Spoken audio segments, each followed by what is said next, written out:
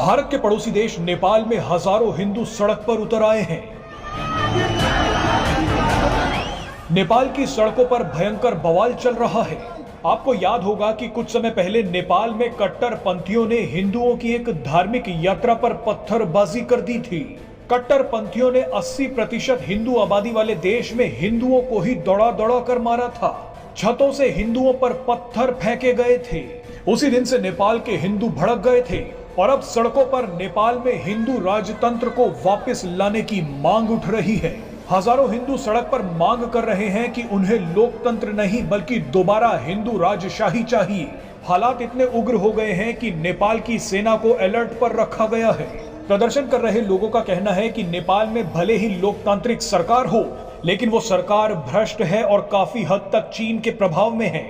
चीन पैसे और ताकत के दम पर नेपाल के नेताओं को आराम से अपने नियंत्रण में कर लेता है और उसका नतीजा सबके सामने है। सड़कों पर उतरे हिंदुओं का कहना है कि नेपाल को दोबारा हिंदू राष्ट्र घोषित किया जाना चाहिए। नेपाल की सड़कों पर जो लोग राजशाही को वापस लाने की मांग कर रहे हैं वो चाहते हैं कि नेपाल दोबारा हिंदू राष्ट्र बन जाए। आपको याद दिला दे कि राजशाही के दौरान साल 2008 तक नेपाल एक हिंदू राष्ट्र हुआ करता था, लेकिन उस समय नेपाल के लोगों को राजशाही से नफरत हो गई थी।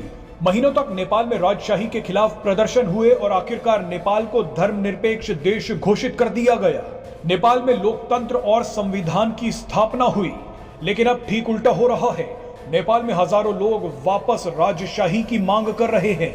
नेपाल की सरकार का कहना है कि प्रदर्शन कर रहे लोग नेपाल के ही पूर्व राजा ज्ञानेंद्र वीर विक्रम शाह के समर्थक हैं, इसीलिए ये सभी नेपाल में राजशाही की मांग कर रहे हैं। नेपाल की सरकार ने अब प्रदर्शनकारियों के खिलाफ एक्शन लेना भी शुरू कर दिया है। पुलिस ने प्रदर्शनकारियों को हटाने के लिए आंसू गैस के गोले भी दागे हैं। नेपाल की सेना से कहा गया है कि अगर प्रदर्शन बेकाबू हो जाते हैं तो बल प्रयोग की जरूरत पड़ सकती है।